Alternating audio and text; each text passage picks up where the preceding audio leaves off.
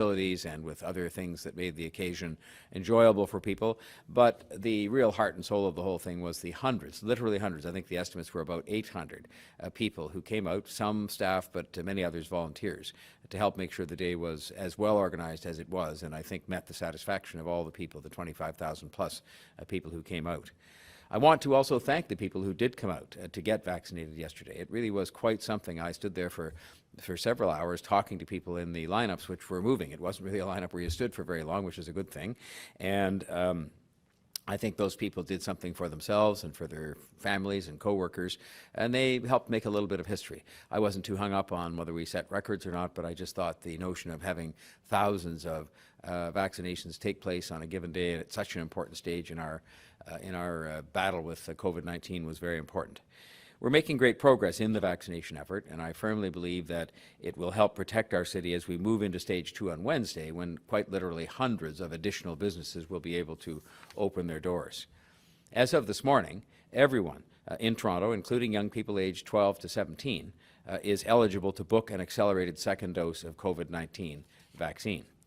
To accommodate this surge in demand for vital second doses, and the second doses are vital for everybody without exception, I'm announcing today that the City of Toronto immunization clinics will be adding 375,000 vaccination appointments, 125,000 appointments for the week of July 5th, 125,000 appointments for the week of July 12th, and another 125,000 appointments for the week of July the 19th. These appointments will be available in the provincial booking system tomorrow morning. These 375,000 appointments build on Team Toronto's success with Toronto Vaccine Day, where 26,771 people were vaccinated, and it will help us continue the city's progress towards getting people fully vaccinated. We had a presentation on this morning, as we normally do, and you can see that there are areas of the city where we have to continue with our work to make sure that these vaccinations are accessible to people who might have a little more difficulty for one reason or another getting themselves vaccinated, first or second dose. I want as many people as possible fully vaccinated over the next 2 weeks so that we are prepared as best we can be to move into step 3 of the reopening, because obviously step 2 comes about this week and we want to move to step 3 as soon as is possible.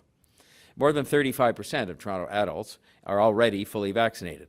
That number is from the last public health dashboard, which was put out last Thursday. So I anticipate we will see those numbers jump even higher this afternoon when that dashboard is updated based on the weekend's activities. And that's especially the 25,000 plus of the vaccines given at Scotiabank Arena yesterday were second dose, and so that will affect that number in a positive way. As of this morning, second dose appointments can be booked by anyone who received a first Pfizer or Moderna vaccine at least 28 days ago, or who received a first AstraZeneca vaccine at least 8 weeks ago. If you're eligible, please get your second dose. 1 dose of vaccine is good, but 2 is much, much better and represents the best protection against COVID-19 and the Delta variant. So please don't put it off.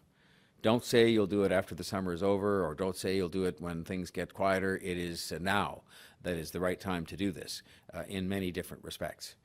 We're not letting up on our first dose efforts either. Those are important. You know, it's an accomplishment for us as a city to have moved in a pretty fast order to get 75+% of people with a first dose, but that still leaves a significant number who have not had a first dose.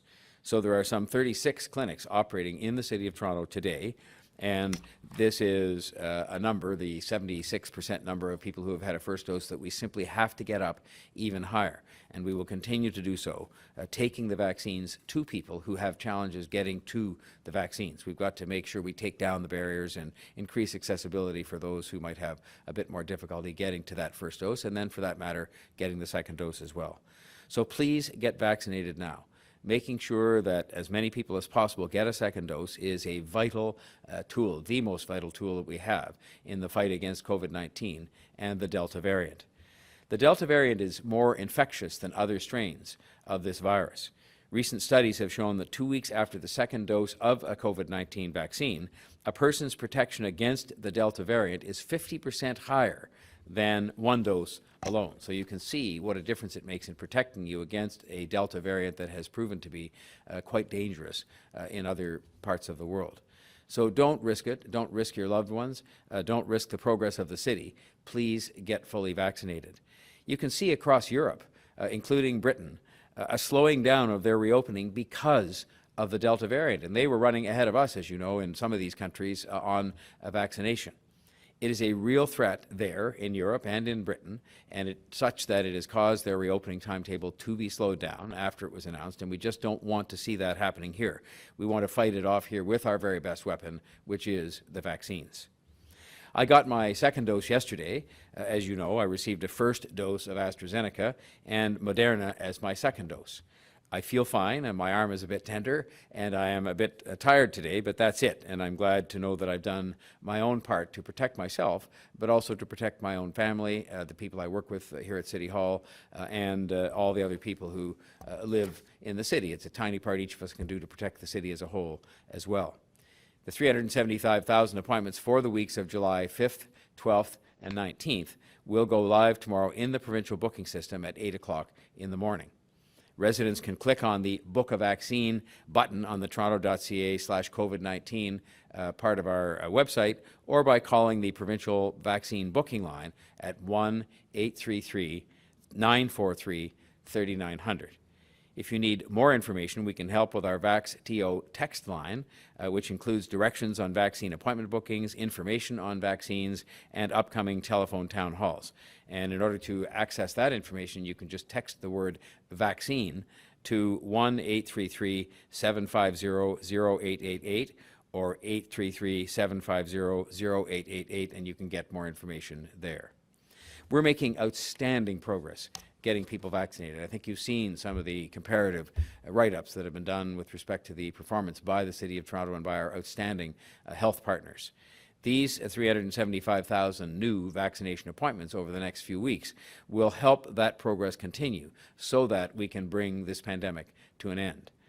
Please sign up for these appointments and get vaccinated, your first dose and your second dose, to protect yourself from COVID-19 and from the Delta variant, and to protect our progress as a city. We are doing so well as a city. Now is the time to double down and to repeat yesterday's very positive experience, yesterday's great effort, but to do it on a neighborhood-by-neighborhood basis so that we really put a push on to make sure that we can put those big numbers up on the board of people getting vaccinated in neighborhood-by-neighborhood right across the city. Thank you for your attention, and I'm now happy to answer any questions you have on this or anything else. Thank you, Mayor Tory. We will now open the floor up to questions. As a reminder, it's one question, one follow-up, and then when we do call your name, please unmute yourself. First up, we have Matt Bingley from Global. Go ahead, Matt.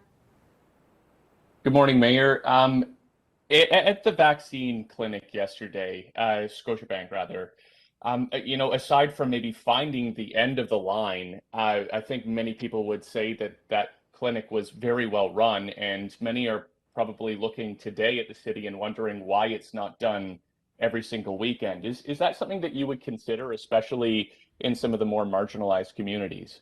I asked that very question this morning at our morning command table meeting.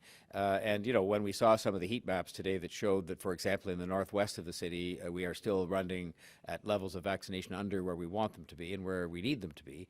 Whether there was an event we could have at a place, there is only one Scotiabank Arena, but there might be some place we could have an event like that. It is, let's remember, a huge logistical undertaking because we already have organized 9 city-run clinics, and we're doing, I think, 36 total clinics across the city today. So you're drawing resources off to do something special like that, but you're also achieving big results. So it is something that is under advisement. We're trying to see what more we could do, and I'm sure that this will not be the last sort of big event we have that is meant to attract some attention too, because you want people to see that this is going on, and perhaps that will remind them to get vaccinated. And just on the race against the Delta variant, you touched on the concerns looking at other jurisdictions. Is there anything else that you can do other than simply warning people that this stalls the reopening plans? I think that, we have to continue to draw to people's attention the experience that we've seen in other countries, and that the Delta variant has been a real factor in slowing down, for example, a much lauded reopening schedule that was put in place by the British government. And they've substantially slowed down, I think, by a month. And I think people here have certainly made it very clear to me, and I support them in saying we don't want to be closed down any longer. And so I think that beyond what is very intensive contact tracing and work that's being done on what is now a reduced number of cases, many of which are the Delta variant, I think the key is for people to get vaccinated because it provides that extra level of protection to them, especially for the second dose. So I think those are the things we're going to continue to focus on, and we're watching it all very carefully. And I hope that if we do get vaccinated and we do continue to follow the rules that are in place, we will be able to avoid some of the circumstances we see happening in quite a few countries in Europe. Thanks, Matt. Next up, we have David Ryder from the Star. Go ahead, David. Good morning, Mayor. I heard you on television this morning say that of the 26 or 27,000 plus vaccinations yesterday, only 978 were people who booked for first doses. And I'm just watching that sort of 75, 76% rate that really has not budged while the second dose rate is rising. I know you've said that, you know, we've been at it for a while in communities with mobiles and pop-ups. I'm just wondering, I guess it's following on Matt's question, is there anything more we could do to sort of supercharge the first dose rate the way the second dose rate has been supercharged lately? I think you guys must have been at the meeting this morning surreptitiously online, but I asked that very question this morning. I asked it in the context of whether we could have another, one or more special events in some of the areas where we see under-vaccination. But I also asked it within the context of our VaxTO efforts with the ambassadors and people knocking on doors and the pop-up clinics, and can we intensify that effort even more and even add new techniques? Because there is no question but that, the rate of first vaccination does slow down after a period of time. I mean, to get to the 76 or whatever the number will be when it comes out today, that kind of number is impressive, but it still leaves, 20 some odd % of people who are not even receiving a first dose. So we are looking at every means, as well as continuing with the things we're doing today with 36 clinics. They're right across the city. They're in schools and community settings and pop-up clinics, but we're looking to find ways to intensify that because we have to keep driving that number up as high as we can get it, and then the second dose to go with it. Thank you. And following that, I'm just wondering, we're all kind of looking at the drop in new infections and new hospitalizations, but I think all the experts say with any level of reopening that those numbers will start to turn around, or at least won't fall as quickly. And unlike the other reopenings, this time we have vaccination, but we also have this highly infectious Delta variant. Have you had any briefings in all those questions you asked about whether we're going to see, if not a wave, then see a greater number of Delta cases presenting themselves in Toronto? Well, Dr. Davila and Dr. Lamptey, who we rely on for this information, have been keeping us up to date with respect to the Delta variant on a continuous basis since it first popped up. And I can only say that there has been no talk of a fourth wave. There has been more talk about how the best advice we got was to really put a push on, and hence you see the efforts made even with the Scotiabank event yesterday to really put a push on second vaccinations on the basis that provides this hugely increased protection against the Delta variant. And so, we're watching it every single day and getting reports every single day on what are still a relatively small number of Delta variant cases in the province of Ontario and here in the city. But it's something we are watching carefully because we've seen the devastating impact it can have both on people's health, but also on the economic recovery that we're just now beginning to experience here in Toronto. Thank you. Next up, we have Momin from 680. Go ahead, Momin. Good morning. Thank you for taking my question. Mayor Tory, if I could just circle back to what David and Matt were asking about in terms of just being at that 75, 76% number for first doses. In your meetings, is there any discussion as to why we've kind of stalled at that number and what the reason is that the people aren't making the leap there? Is it just hesitancy, or is there something else that they've been able to either use data or just, any other information to figure out why we've stalled at that number? I'm definitely having the Zoom number changed tomorrow morning because that too was discussed this morning. I asked whether we might do some additional research in, say, the northwest part of the city where we've seen numbers of under vaccination. The previous research we've seen and just common sense says that in many cases the challenge for us is that people are hesitant about the system. They want to make sure that they hear about the safety of these vaccines from somebody they trust. Sometimes they find it hard to get to the places that we might have established for the vaccination. So hence we've been doing the pop-up clinics and the workshops on the vaccines and so on. So I will just say to you that we're going to be looking into that in every which way that we can. One of the great things we have is a lot of data on who has got vaccinated, almost down, as you know, to the postal code. And so, in fact, down to the postal code, so that we can, start to take a look at that and see exactly who it is, demographically and otherwise. And as I said, we're looking at, any additional options that can supplement what I think is a really thorough VaxTO equity program. But we've got to do better. We've got to, get those people vaccinated. And I'm optimistic that the ambassadors and the town halls and all the things we're doing can help with that. But we've just got to keep the push on. And so if I could just change subjects here and ask you about the renaming of Dundas. You've put out a release this morning saying that you're in support of exploring or in support of changing the name to something else. And I just wanted to ask you if you feel that opens the door, or you'd like to see the door open to exploring the names of other parks, streets, institutions in the city, as we learn, particularly in the last few weeks, that the history that we've been taught isn't necessarily the history that we have in the city, and whether we should consider all those other institutions and streets and things that we have named after other people. Well, one thing we can't have is to have, everybody out there making their own interpretation of history and making government decisions, important ones, and community decisions on that basis. And so right now, for example, there are about 60 street names that have been brought to the city's attention where it's claimed there's some, historical events that have happened that would cause those names to be reconsidered. And the good news out of this report is that the city manager and his team will be bringing forward a report in the spring that sets out a framework pursuant to which any example going forward can be considered as to whether it's appropriate. Because I think what you have to do is look at this in an orderly manner, and you are trying to make sure that, where you make a change, it is a thoroughly justified thing to do, based on a number of considerations. So I think there will be a framework in place. And in the meantime, I think, as you know, there's a moratorium in place on these changes until such time as we have a proper framework to deal with them. But this one, Dundas Street, was a case, by itself, in the sense that I had asked for a specific report in light of all the interest that and concern that existed in the community about Dundas Street and about Mr. Dundas, and we came back with a very thorough report, and including an extensive process of consultation on that subject. And so it could be dealt with on a one-off basis, and now does form the basis of a recommendation to City Council and to the Executive Committee. But I think otherwise we're going to have an orderly process that sees these things handled perhaps not that much differently than Dundas Street, but in an orderly fashion, as opposed to, people just deciding because there's a petition or some other such thing, no offense to that means automatically something's going to change. Okay, actually, we do have a question from Ji Yun from CP24. Go ahead. You'll just need to unmute yourself on your phone. G, can you hear us? Yeah, do you want to send her that? Okay. We'll just give it a couple seconds. It's okay. Oh, there. Hi there. There Okay. you are. Yep, we can hear you. Yep. Okay, thank you, Mayor. It's Jean Lee from CP24. A couple of questions. Just wanted to know, we've seen huge success with Cafeto. Is this something that you will consider keeping as a regular thing moving forward once the pandemic is over?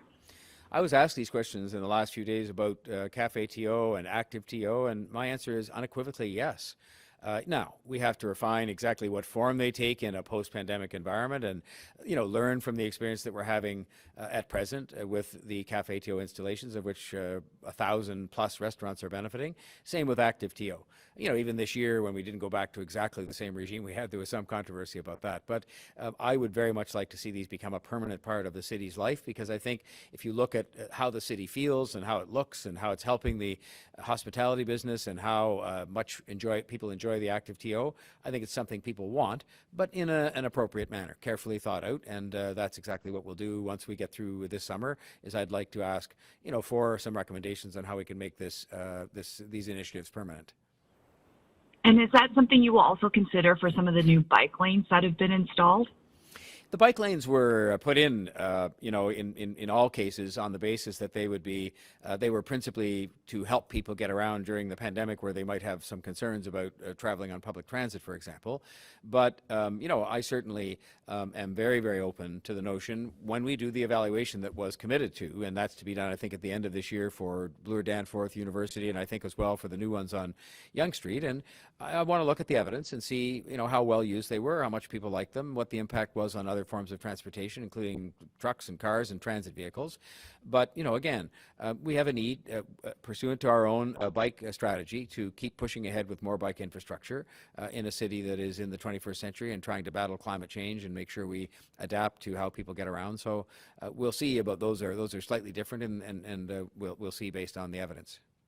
Okay, that's the last question for today. Thank you, everybody. Have a great Monday.